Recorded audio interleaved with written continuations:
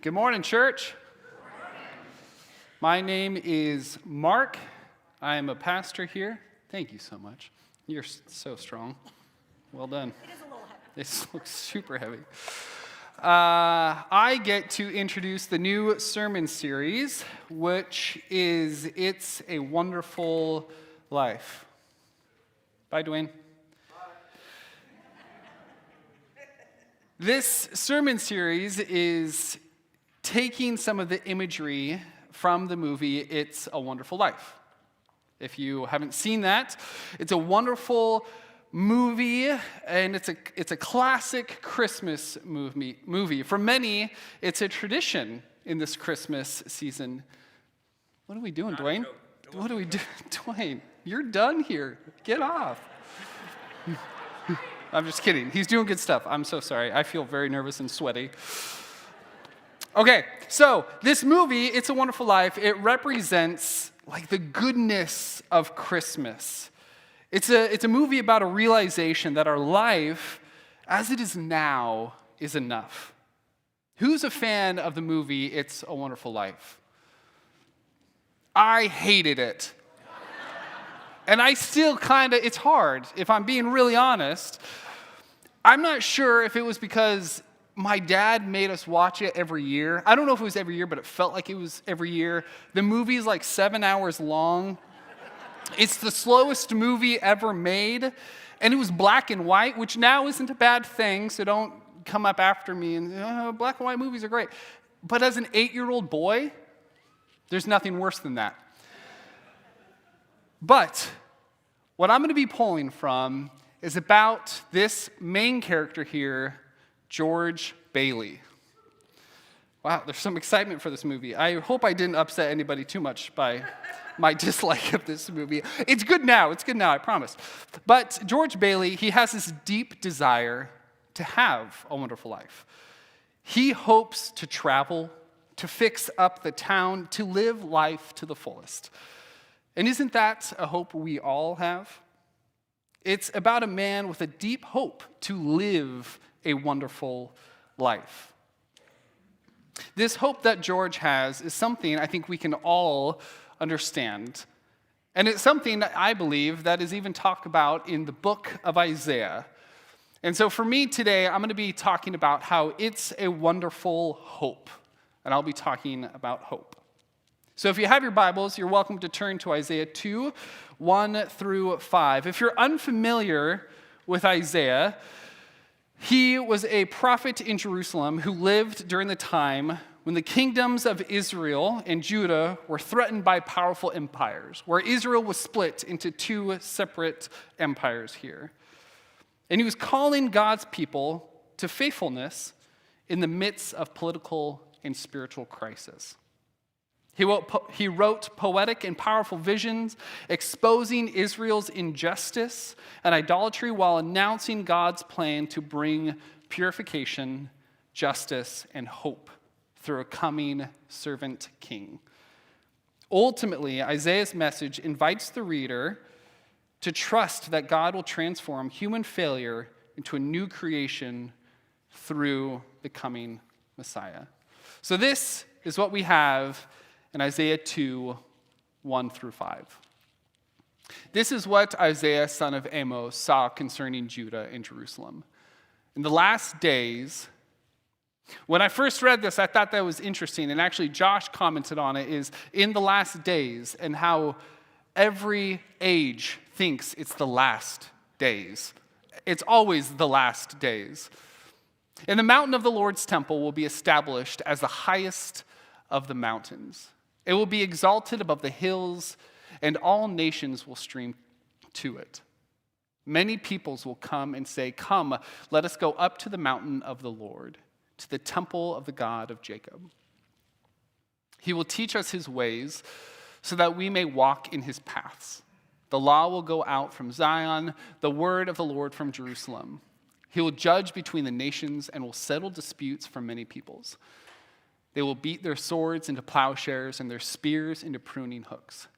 Nation will not take up sword against nation, nor will they train for war anymore. Come, descendants of Jacob, let us walk in the light of the Lord. Isn't this passage so good? It is so rich, and it's almost calming to read it. People turning their spears into pruning hooks or swords into plowshares. It's full of imagery of peace that I believe wherever you're at is a longing that we have. Now, these first few verses of Isaiah chapter 2 are beautiful, but that's not how chapter 1 is if you've read through Isaiah. If you read chapter 1, you would read things like, "Woe to the sinful nation, a people whose guilt is great, a brood of evildoers, children given to corruption. They have forsaken the Lord. They have spurned the Holy One of Israel and turned their backs on him." That is a very different vibe than chapter 2. There's a drastic change happening here.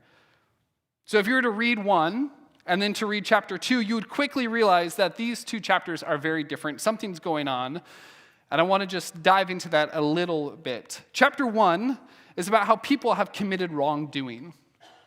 It almost feels like a threat. When I was a bit more unfamiliar with the Old Testament, chapter 1 was the sum of the Old Testament. Woe to the sinful nation, guilt is great, brood of evildoers. But chapter 2 is hopeful. It's encouraging. It feels very different than chapter 1. And there's a reason for this drastic difference. The first chapter sets the tone of where the people of Israel currently were when it was written. At this point in Israel, as I mentioned earlier, they were split into two nations, Israel and Judah. This happened after King Solomon. There was political unrest, then there was a split. We could go into the nitty-gritty of this, but ultimately what you need to understand is that they are in conflict. Not only as a nation split in two in this conflict, but also in conflict with their neighbors. Imagine living in a country with political unrest, with two different sides who think the other is woefully wrong, all the while being in conflict with other countries. That's hard to imagine. Anyway, so you're in this unrest. You feel this turmoil with your own nation along with the nations around you. And this comes from Isaiah. He's speaking a way of peace that they are not in. These people are not living in this peace. They fear for their lives. They fear for their families. And then Isaiah says he will judge between the nations and will settle disputes for many peoples. They will beat their swords into plowshares and their spears into pruning hooks. Nation will not take up sword against nation, nor will they train for war anymore. If I was living in that time, or even now, and I read something like this, where that's not what I was feeling, it would elicit a lot of different feelings. For maybe some, it would be confusion. What is he even talking about? What does this mean? Maybe excitement. Oh my gosh, is this happening? I'm so excited for this. I want this now. Maybe frustration. Maybe frustration because that nation that I would be turning my sword into a plowshare, that's the nation that killed my people. That's the nation that destroyed my family and my fields. I need to keep my sword. I don't want to turn it into a gardening tool. Maybe, though, it brought hope. Maybe they were all feeling the desire for unity, for peace. No more death. Perhaps they were tired of the conflict. I'm sure some of these people were desperately desiring peace, longing for what Isaiah speaks of. But what are they supposed to do with this hope that Isaiah speaks? I believe there's a couple ways to look at this passage. One of hope. There's an idle way of seeing hope. One that says, I'm so excited for that. I can't wait till that comes. I'm just going to hold on till it gets here. I just got to hold on a little bit longer till that hope shows up. This way of hope is passive. It's without much action. When I think of this hope, I think of watching a sporting event. If you guys watch a sporting event, I think you're somewhat similar to this hope, where you're sitting on the couch and you hope your team wins, but that hope doesn't bring you to do anything. That's not a bad hope. Keep watching your sporting events. But that hope, you're hoping for your team to win, all the while still down in chips and drinking soda pops. There's no call to action. This is also hope is the hope of, man, I hope our world gets better. I hope things turn around. I hope these two groups of people can get along, while not doing anything about it. But there's another way to see this hope. And in order to see this hope in another way, I want us to read a passage in the book of Mark, and this is Jesus' own words. A slight context that may be helpful if you're unfamiliar. Isaiah was pre-Christmas. Mark is post-Christmas. So this is Jesus speaking now. That's not right. I'm sorry, that was probably, there we go. But about that day or hour, no one knows, not even the angels in heaven, nor the Son, but only the Father. Be on guard, be alert. You do not know when that time will come. It's like a man going away. He leaves his house and puts his servants in charge, each with their assigned task, and tells the one at the door to keep watch. Therefore, keep watch, because you do not know when the owner of the house will come back, whether in the evening or at midnight, or when the rooster crows or at dawn. If he comes suddenly, do not let him find you sleeping. What I say to you, I say to everyone, watch. The second way of approaching hope is what Jesus is expanding on here in Mark. Jesus invites us to prepare for the return of the Father. I'll never forget when I was finally of age and I had older siblings in the house, when my parents would leave us for the day or for a couple hours, my mom would say, make sure to take out the chicken so it'll thaw, lock the door, so on and so forth. We had tasks to do. I think we forgot every time to take the chicken out for it to thaw, but that was beside the point. But it gives me this image of actively waiting for the return. Watching for mom to pull into the driveway so you can run to unlock the door and then blame each other for who didn't take the chicken out. This, in comparison, is vastly different than an idle way of that passage in Isaiah, or an idle way of seeing that passage in Isaiah. This view of hope is proactive. Jesus calls you to action, not to sit and to watch, but to do something. Active hope participates in the process. Hope includes, as Jesus says, preparing the house for the return of the homeowner. For those of you who are gardeners, you know that winter doesn't mean that gardening stops or that the work is done. At home, I am immensely blessed to be able to have a large garden area. And to be honest, sometimes it feels like the to-do list in fall and winter is longer than it is in spring and summer. And I know that's not true, and I'm just disillusioned because I feel like I have a lot to do right now. But the work doesn't quite stop in a garden bed. Over a year in our raised beds, the soil compacts. And so I need to add more organic material, like leaves and more soil. And then there are plants that if I was to leave out would die due to frost. So I have to dig those up, I have to move them inside. There are hoses I can't let get frozen, so I gotta move those too. I do all these things in preparation for my garden in 2026, but I don't have to. I could just leave it all dormant. I could wait idly until the next season and say, man, I hope this garden is going to turn out good. I hope that plant that can't take the frost lives through the frost. I hope this happens. But when the time comes to plant the seed, I've missed so much of what my garden could be. And the truth is, the work throughout the winter is good. It's work that I enjoy. It excites me for the future garden.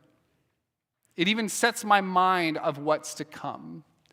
In winter, you see the death of the plants, the things that are just rotting in the garden. But as you're preparing it, you start to think of what's going to be there in the spring, of the new plants that are going to take root. And as those flowers die and start to drop their seeds, you're thinking about the new seeds that are going to come back up. I start to think of the fresh blueberries, the tomatoes, the cucumbers, and the beauty of the flowers. And if you've gardened before, you may know how much gardening can be discouraging. There are so many failures. I have a laundry list of plants that never produced, and an even longer list of times I've ignored spacing suggestions and put plants far too close together. And I often want to ignore those failures. I want to pretend they didn't happen. They can be, honestly, quite frustrating, where you put all this time and effort into the seedling, and then you transplant it, and then you watch it die the next day. But perhaps the type of hope we're invited into recognizes the realities of the world, the realities of the brokenness and of the pain, but it actively lives into a life of hope. Living into this hope means giving space for the harsh realities of this world, but also seeing what needs love and being ready to help. This type of hope invites me to live into the now and not the distant future. It invites me to do something now. Now, to think back to that passage in Isaiah, these people were in active conflict when this came out. Active conflict. They were in the ugliness of war and death. I'm sure for them, as for us now, there is a desire to ignore the pain that exists in the world.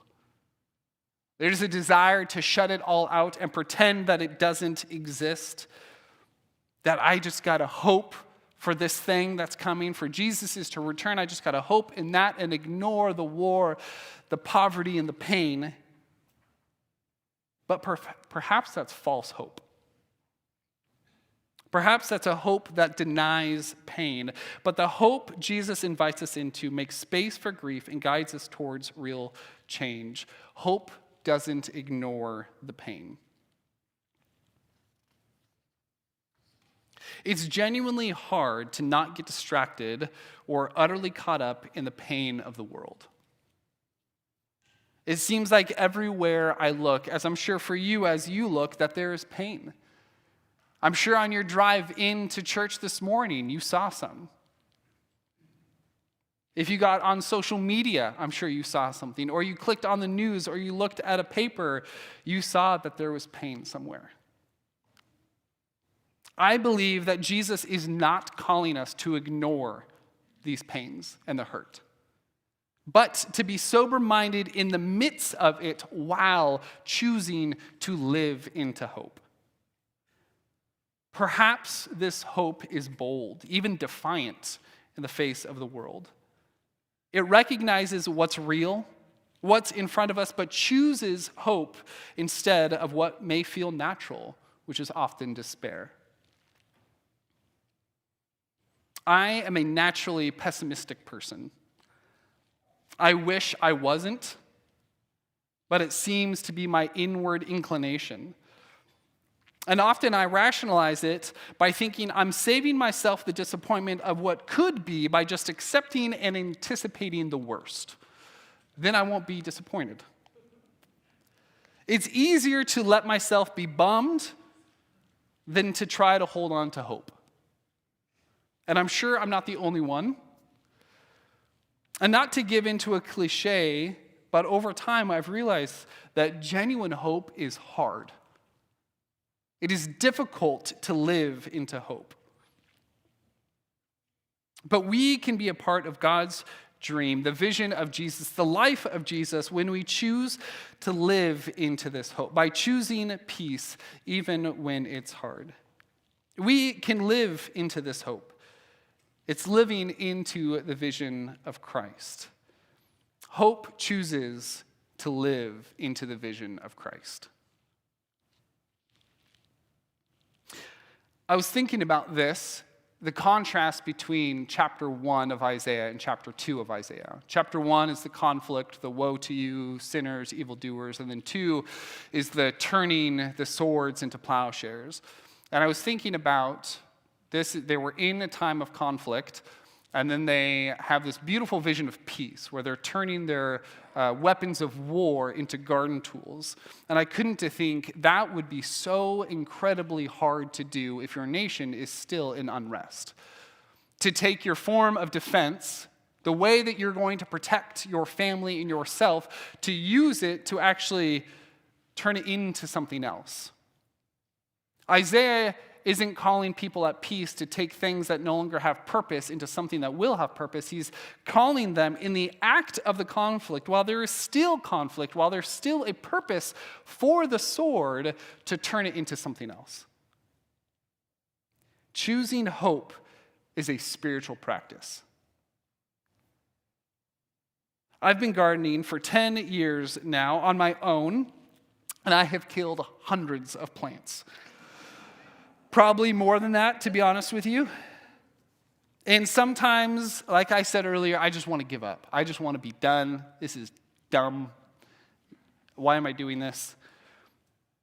And it gets so discouraging. But I choose to do it anyway. I think partly what it does for me is that the little actions of preparing the garden trick me or jumpstart me into getting excited for the spring. And that perhaps choosing hope instills hope when there is no hope. Perhaps choosing to live into it when you don't feel it sparks something inside of us that actually starts to believe in this hope of what could be, of the life of Christ that we can still choose to now live into. So today, I want to invite you to choose hope. And choosing hope can look different. If you decide to pursue a life of hope, there are no straight, specific steps to get there. But what you can do is follow the path of Jesus. Living a life of hope means leaning into the vision of Christ by choosing to love even those who don't love you back. It can look like creating beauty in a world that often feels chaotic or broken, or intentionally listening to voices on the other side of the political divide with humility and curiosity. Hope invites you to let imagination, not fear, guide your decisions, allowing yourself to get excited about something good, even when life feels heavy. And if you feel like you have no hope at all, or don't even want to be here right now, hope can begin with the smallest act, a prayer. Asking God to plant even a seed of hope in your heart. I'm going to invite the worship team back up, and we're going to have a time of communion. But I want to end to say, to hope in the way of Isaiah and Mark, the way of Jesus ultimately, it is an invitation. It is proactive. It is more than waiting. Hope doesn't ignore the pain. It makes space for it. Acknowledges it, but doesn't allow it to overpower the vision of Christ. And lastly, hope is a choice. During this next song, I invite you to participate in communion. You'll see that there are barrels placed around the sanctuary here. And during this time of communion, I was thinking beforehand, this is where I really fail as a speaker. I don't know how to end things. And I just usually say, get out of here. But I went back to the passage of Isaiah, to the one that we read at the beginning. And there is the last verse that I read in chapter 2. That's verse chapter 5. And this is my invitation to you, as Isaiah says, come, let us walk in the light of the Lord. I invite you to participate in communion.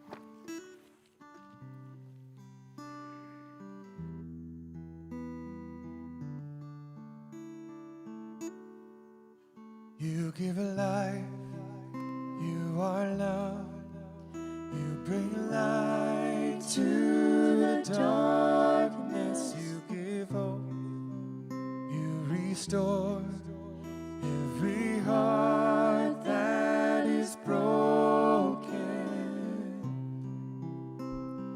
Great are you, Lord. It's your breath in our lungs, so we pour out our praise. We pour out our praise. It's your breath in our lungs, so we pour out our praise to you only.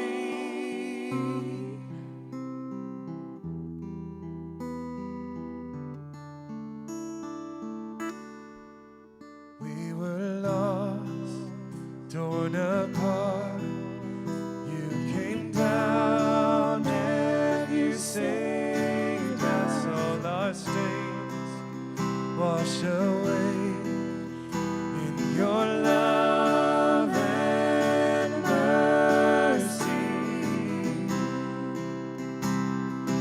Great are you, Lord.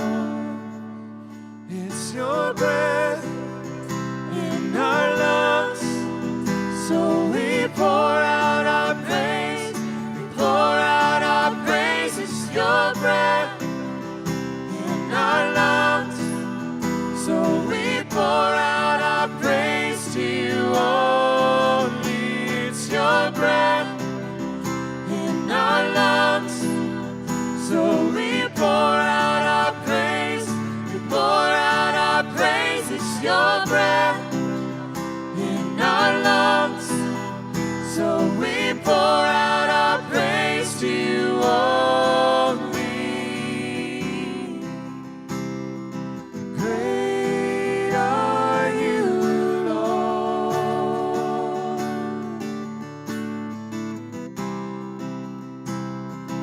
Great are you, Lord.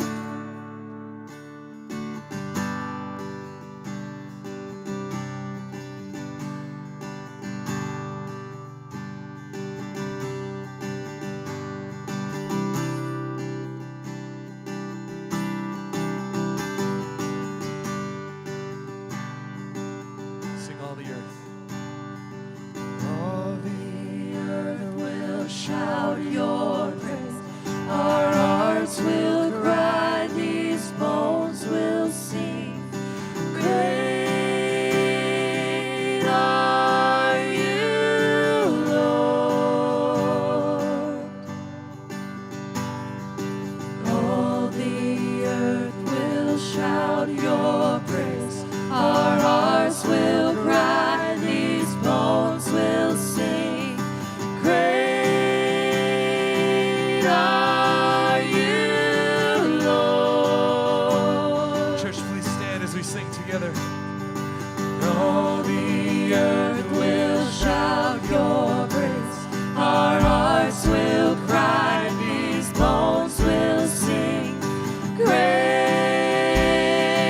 are you, Lord. All the earth will shout your praise. Our hearts will cry, these bones will sing. Great are you, Lord. It's your breath in our lungs, so we pour out our praise. We pour out our praise. It's your breath in our lungs, so we pour out our praise to you only. It's your breath in our lungs.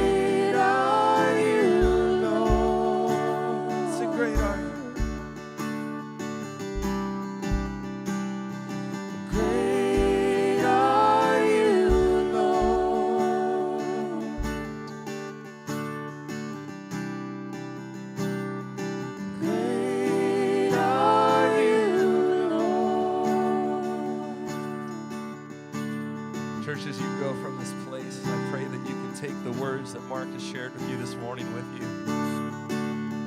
That hope is an active participation with God and believing Him, believing that He is who He says He is, and taking that challenge of moving beyond your past into a future that God, He's telling you it's coming, but it doesn't quite make sense possibly at this particular season in your life. Church, thank you so much for worshiping with us. I pray that you have a great rest of your day and a great week. Go from here and be blessed. It's your breath in our lungs, so we pour